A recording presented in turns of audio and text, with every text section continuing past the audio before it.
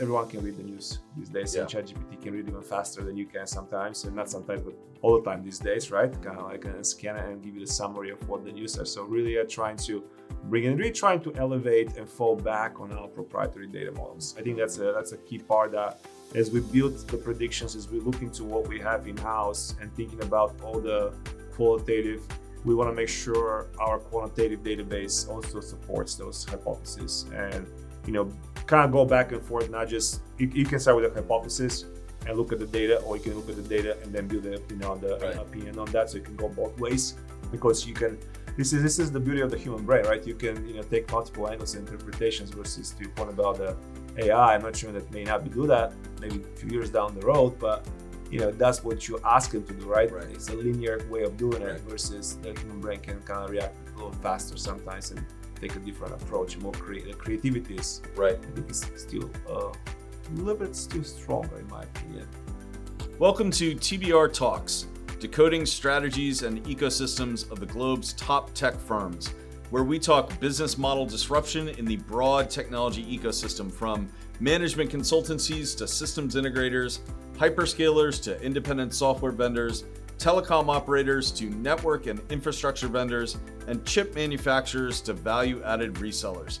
We'll be answering some of the key intelligence questions we've heard from executives and business unit leaders among the leading professional IT services and telecom vendors. I'm Patrick Heffernan, Principal Analyst, and today we'll be revisiting 2025 infrastructure, ecosystems, and digital transformation predictions with Angela Lambert, Principal Analyst for TBR's IT Infrastructure and Devices Practice, and Boz Hristov, Principal Analyst for TBR's Digital Transformation Practice. Angela and Boz, thank you very much for coming back to TBR Talks. This is our, do you want to say that, you're happy to be here? I'm thrilled to be here. Always excited. Excellent. Oh my God, the sarcasm in everybody's voice this afternoon as we record. Lovely. So, well, welcome back. We're doing something a little different this year. We're going to talk about predictions early. And by that, I mean the predictions we made at this time last year as we prepare for predictions going into this year. We're going to talk about what you said. We're also going to talk about the process, how as analysts that have, decades plus under your belts, how your process of making predictions every year has changed, and then what you anticipate is going to change this year with as you look at predictions. But what we're going to do, we're going to go through a couple of predictions that each of you made and talk about whether or not they panned out in 2025 and how we anticipate that's going to change maybe for next year as well. So let's start with this one. Angela, you made the prediction that infrastructure vendors' focus will shift from serving cloud companies to making a massive push in enterprise AI. Did that actually happen? Did we see the shift? And were any companies significantly leading now or any left behind? I would say yes and no on the degree to which this happened. So obviously, no one's leaving behind the CSPs and the GPU as a service farms here in terms of wanting to serve those client bases. I do think we saw a lot of movement on preparing the enterprise for more AI adoption. I think the degree to which the enterprises themselves moved on it was maybe slower than we would have expected. However, we saw motions like storage vendors like Pure Storage and NetApp, getting much more focused on data platforms that can help enable AI. We've seen a lot of storage systems fine-tuned for AI, and we've seen a lot more just general, I think, focus and participation on how enterprises can prepare their data. So the year before was all about, just flashing kind of these impressive servers around, and it got a little bit more tactical in terms of how are we actually going to help enterprises achieve these goals. And when the infrastructure providers talk about data with enterprises, are they talking about the cleanliness, the orchestration, the storage of that data, or are they more just talking about sort of volume and the need to provide the capacity to handle data?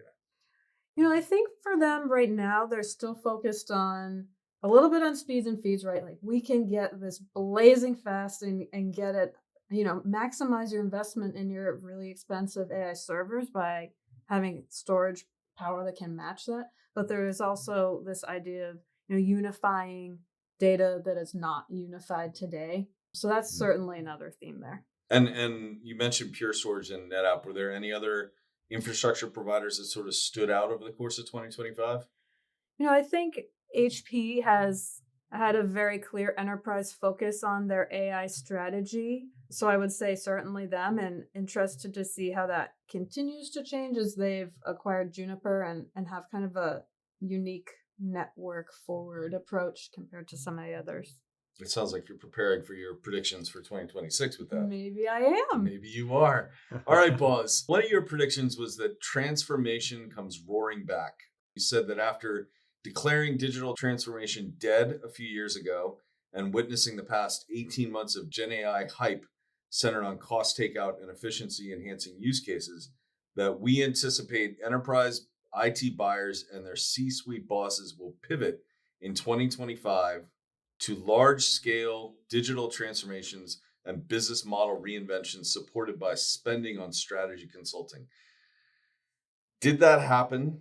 Did we see an uptick in strategy consulting, but more importantly, did we see that pivot away from, or pivot less concentration on cost takeout and more concentration on business model reinvention and digital transformation?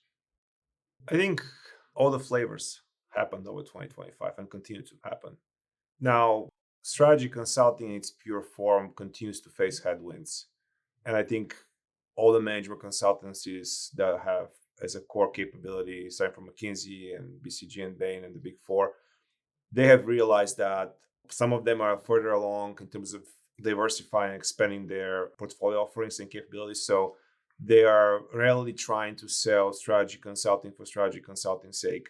They are trying to permeate the technology element in their discussions much sooner, much faster, either as an enabling tool, now with using agents or otherwise, or they're trying to steer the conversation that will provide them as an entry point for maybe driving systems integration services or managed services for that matter. Maybe not McKinsey, but some of the Big Four are a little bit leading that direction. So while the strategy consulting revenue continue to face the headwind that I mentioned, I think the digital transformation roaring back in terms of, again, depending on the client. We saw some clients that were what would consider laggards, take in the insurance industry or some of the financial services, maybe some public sector, public services clients. They were a little bit behind in terms of adopting and thinking about moving along the way from, on-prem to cloud infrastructure. They are starting to kind of moving a little bit faster. So you can argue that maybe the transformation was happening more for them, for the more digitally mature enterprises. There was a little bit more of that reinvention, business model, kind of a transformation, sort of like a little bit kind of different flavors, new words being used by the consultancies to do exactly the same thing. We know there's still a large opportunity around SAP S/4 migration. So that's still happening, which I think a lot of the companies are capitalizing. The other part of the roaring back for digital transformation, maybe starting at this point, is opportunities within the mid-market. So kind of going beyond the large enterprises. And that obviously requires a different engagement model for the consultancies and the services providers than the kind of like a delivery models. So net, maybe not, the full extent, but looking at the overall market performance, company performance, we saw an uptick in performance of the IT services companies compared to 2024. We are trading up into more in the low to mid single digits as a market. Everyone's trying to move up further along more in the upper mid single or even aspirationally double digit growth. That double digit growth, it will be a while before it happens, if ever. But that's maybe for another prediction to talk about. But that's just the way we see the market. So certainly an improvement with companies taking different approaches that are trying to capture some of the rebound in certain pockets of the market. So the overall idea that digital transformation is no longer dead, that companies are trying to make this business model reinvention, that they are trying to use all the tools that are available now to do revenue growth, not just cost cutting. That's all true, yeah? For the enterprises, again, I'll split those in two camps, the leaders and laggards. The leaders are more looking at the revenue growth. The laggards are trying to catch up. And I think it's the vendors are kind of victims of their own success, so to speak, because the focus, especially with blending and balancing the messaging around what Gen AI can do for the companies, for the buyers, and what it does for them, and so much more focus on improving productivity has left some of them kind of hanging and not making a shift towards let's do something more with that productivity. Right. How are we capturing the productivity improvements from terms of dollars and budgets, and how are we reinvesting back for growth? So I think this is the biggest opportunity that I think if 2025 was a learning experience, I think we're going to see more of that conversations happen in 2026. So kind of like I'm shifting the timeline, I guess, from a growth perspective, but that's just the nature, because I think services companies are, and some buyers are tired of proof of concepts. I think that kind of just got grinded to the ground, and nobody wants to talk about POCs anymore. I mean, they still are, but I think enough is enough. Everybody knows about all the use cases around, customer experience and software automation and supply chain and procurement. All that. We all heard them, right? Now it's what do you do with that? How do you drive the business to grow? And I think that's going to come on both sides. So opportunity for the vendors on the vendor side is like, can they use and can they convince the buyers that those savings that they generate as a result of using some tools, AI, Gen AI, whatever flavor of AI you want to say, can they reinvest and more importantly with them? That's the big question. Or are they going to look at their partners, or they're going to look at their shareholders, or they're just going to cut back on their budgets? So we shall find out. So you're previewing one of your predictions for 2026 right there. So a little bit of that. Should have known I was walking into this trap. All right, Angela, back to you here.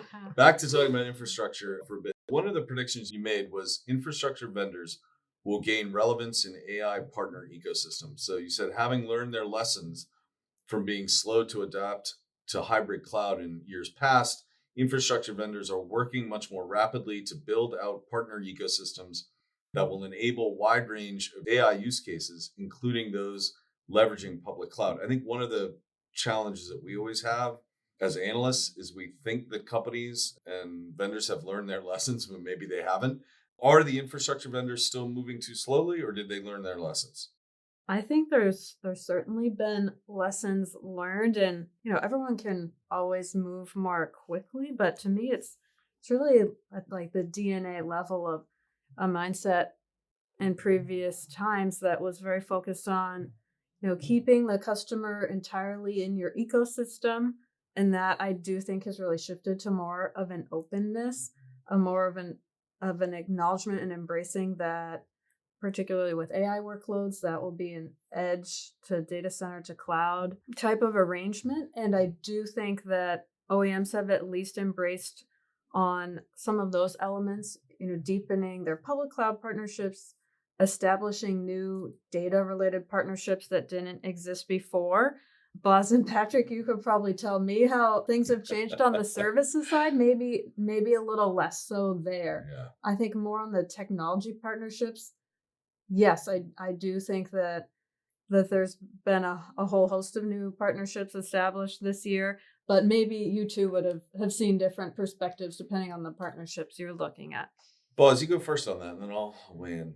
Different partners, different ecosystems. I think there's two parts of it. The way we've seen it, it's one is the expansion and grow. And well, I guess there's different kind of phases. One is growing the kind of the ecosystem within the ecosystem that you currently have. Can you do more with existing partners? And now it's looking at expanding your ecosystem with, if you are services providers, who else can help me? I mean, you mentioned the data side, Snowflakes, the Databricks of the world. Those are obviously partners that are becoming ever more important. But then you look the next phase. So now you look at OpenAI and Palantir and Anthropic, and all these companies are kind of becoming mainstream names and kind of like household names when it comes to AI and agentic AI. I think we're going to see more of that. And we've seen some of the vendors being a little bit more aggressive in their relationship and trying to kind of build a beachhead in those and investing in developing resources and skill and certifications and really trying to go to market together, either specific industries or just a kind of like a horizontal functional area. The other thing from a partner ecosystem is the expansion of the ecosystem from a two-dimensional to three and multi-dimensional relationship. That's the other part of the equation where we keep seeing and hearing about how there's a more opportunity for services companies to be positioned more as an orchestrator and bringing together if it's UI bringing Dell and NVIDIA and Microsoft and SAP together in one mix, right, for the customer. So I think there's an opportunity for that kind of a relationship. We have been discussing probably the better part of the last 2 years at least, if not more than that, for that multi-party alliance construct. It's challenging when you're talking about at the enterprise-wide level, but it certainly has a strong use cases application when it comes to specific line of business, fewer disruption, very specific, deep knowledge and function and industry specialization that can be applied. Usually that's where the budgets are in the line of business. That's where it starts. So you got to position it the right way that you are the preferred partner with XYZ sub partners, and you kind of go kind of that GC approach. And it boils back down now. It's easier said for us than done for the partners, because you got to think about the commercials, the accountability, the execution, and all these other things that come along with it. But those are the couple of areas that we've seen the ecosystem evolving. I think too, to the specific point, how well do services companies and consultancies, IT services companies, consultancies partner with infrastructure providers? I think part of it is that we've seen the IT services companies and consultancies expand their view of what their ecosystem is. I mean, 5, 6, 7 years ago, it used to be your ecosystem was the cloud vendors, your ISVs, the SAPs of the world. And then you were really out there if you included like a university or if you thought about academics and NGOs in your ecosystem, well, you had an expansive view of the world. That is finally starting to change. And I think the IT services companies and the consultancies are recognizing that there is an opportunity to talk to someone different at their client by bringing in an infrastructure partner. The challenge still remains, Boz, exactly what you said around the commercials of it. And honestly, how do you tell the difference between, I'm guessing you can't tell the difference between the big four firms, Angela, and we cannot tell the difference between the infrastructure providers. And that has to change at those companies themselves, not just here at TBR. And Boz, that actually teed up perfectly the last prediction that we'll talk about today. And that was, you said the most successful IT services companies and consultancies will be the ones that partner best. He said further, those companies and firms needed to demonstrate differentiation to their enterprise clients and critically their technology ecosystem partners. Exactly what we were just saying. Some could, some couldn't. In 2025, the IT services vendors and consultancies that make the right strategic bets on the best fit ecosystem partners will outpace peers. So who did and who didn't? And then maybe more importantly, other than just naming names, did the strategies that you thought would work best for those companies actually turn out to be the things that they needed to do? I'd say companies continue to test. They have some best practices, no doubt. I mean, we've seen, if you kind of the 3-layer approach that we've seen the most consistent across the vendors is leadership alignment, kind of like seeing the vision and aligning, what the priorities are. Second one is around co-development in terms of portfolio investment and skills, and just trying to really go like as close as possible and make sure you have the right people, the right portfolio that supports that vision. And the kind of foundational layer, which without it, I think the first two are really not going to go much further, is around knowledge management. So that's kind of 3 kind of a legged stool on the successful partner strategy. And that knowledge management is what's separating some of the more successful vendors than others. But again, it's really important like how deep you go on the first 2, because that then enable and forces you to do a better knowledge management, and how you educate your partners, how do you ensure you have the sales enablement tool, and how they are equipped with, and they can tell your story as good as you can tell yours. So I think this is where rubber meets the road kind of thing, and we've seen and we constantly get questions from our clients, and a lot of them come from within the ecosystem from the technology side, from services vendors, and vice versa. How can we go better together, right? What should we do about gaining so and so's attention, right? So how that's just the kind of a constant. How can we force, how can we make sure that an SI sells more of our infrastructure, and how can we maybe get on the infrastructure provider's radar? So if we are services provider, maybe on the BPO side, and trying to go upstream and go into the IT side of the house. So it goes both ways. So I think this is kind of like where we've seen some of the success. Probably some of the more successful ones, and we've seen, we measure that, are some of the top, the kind of the more larger SIs. I would say like the Deloitte, the Accentures of the world, the Capgeminis of the world. We've seen definitely a really strong progress from KPMG as well. as one of the firms that has really done really good progress when it comes to how they manage the ecosystem. UI certainly has placed some strong bets on select few vendors that is really investing deep along the way. Some changes for the better on the IBM side as well, because trying to kind of pivot away from that big blue first kind of a mentality. Still some work to do, but we've seen some good feedback. Overall, just to kind of fall back on our data and research, for a moment, from our Voice of the Partner research, when we survey partners what they think of each other and kind of satisfaction, pretty much all the service providers have strong satisfaction scores from their cloud and software partners as well as the OEM partners. Some have more of a neutral view on each other, but overall positive sentiment. But we do see, like I said, some of those few names that have made some really good progress, both from on the financial side, the performance side, as well as just the perception that it's evolving. It's actually making and compelling others to get attached to that two-dimensional ecosystem, right? So mentioned Deloitte, really strong relationship with AWS. Now Snowflake is trying to go along that side as well. It's just kind of going kind of three-way setup. UI mentioned with Dell and NVIDIA, and then Microsoft. So there's that. These are kind of qualitative KPIs in a way that's measuring success, but there's a few examples that come to mind. Yeah, and I think just thinking about all the research that we've done over the last year around the ecosystem, and not only the Voice of the Partner, but all the different ecosystem reports. And then I know our cloud team has a new report out now looking at the ecosystem very specifically from the hyperscaler angle. I think that's where we're able to now, because the prediction was most successful IT services companies and consultancies will be the ones that partner best. And what the hell is best? Right. So I think now we've actually got, to your point, a lot more quantitative analysis behind what exactly best means. So excellent. Let's pivot here now to not giving predictions for 2026.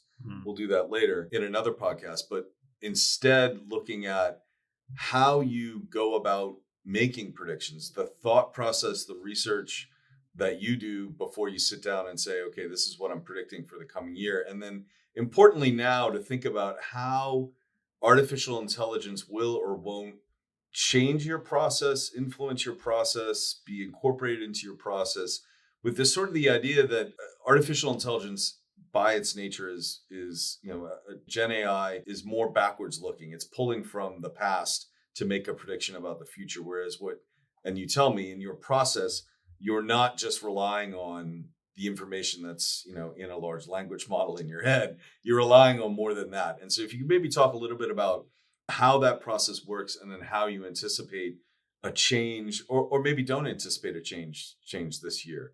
Who wants to go first? I'll give a crack at it. All right. So step one, you make a huge coffee. No. Well, I think to me, there's a couple components to the time of year when, it's time for the TBR analysts to start making their predictions. First and foremost, of course, our teams, right? So it's getting together with the team, talking about where we're at now with prevailing market trends like we would in any given quarter, but also looking at market signals. We look at the comparison of what we've learned throughout the year in attending vendor events, what they've been saying at all of their big customer events, reading between the lines on, the quarterly transcripts and financial performance. So we're looking at the messaging of vendors in the market, but we're trying to compare that against what we see from customers. And importantly, what we've seen from actual performance financially, where really the rubber meets the road. So we love to discuss all those things as a team and bring out our most skeptical of opinions as we do that.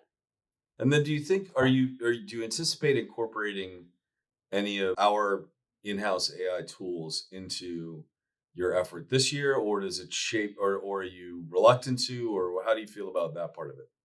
I will really look forward to having tools now that can look back across everything we've written, published in the past year or longer, and kind of query topics against that, and what are the most common things that our team talked about this year? How did that compare to what we've seen? And going forward, what's that going to look like? So I think it's going to help us a lot in terms of identifying maybe what trends have been talked about the most and what we should assess going forward. So that's definitely one way I'd do it. How about you, Bob? 100%. I was just listening to you. I'm thinking, yes, number one, internal knowledge management. That's the key. I kind of wrapped up the alliances part with it, but that's the foundation for everything in the professional service. It's not just professional service, but process is a very critical element. So that's the internal part. External part is the signals, right? And the signals come from multiple sources that we go around and collect. Probably another external source could be just the geopolitical side of the house, understanding the macro trends as well. So kind of, including those into our perspectives and considering, because we are thinking about, what moves and what shakes the markets essentially, right? The skeptical view, I love it because, me, I try to put my skeptical hat as much as possible, as often as I can. May not be the most favorite opinion sometimes among the clients, but that's some do appreciate it. So just the way it goes. And I think that's what some clients do appreciate, coming that way. And it's because everyone can read the news these days, and ChatGPT can read even faster than you can sometimes, and not sometimes, but all the time these days, right? Kind of like scan it and give you the summary of what the news is. So really trying to elevate and fall back on our proprietary data models. I think that's a key part that as we build the predictions, as we look into what we have in-house and thinking about all the qualitative, we want to make sure our quantitative database also supports those hypotheses and, kind of go back and forth, not just, you can start with a hypothesis and look at the data, or you can look at the data and then build opinion on that. So you can go both ways because you can, this is the beauty of the human brain, right? You can, take multiple angles and interpretations versus to your point about the AI. I'm not sure that may not do that maybe a few years down the road, but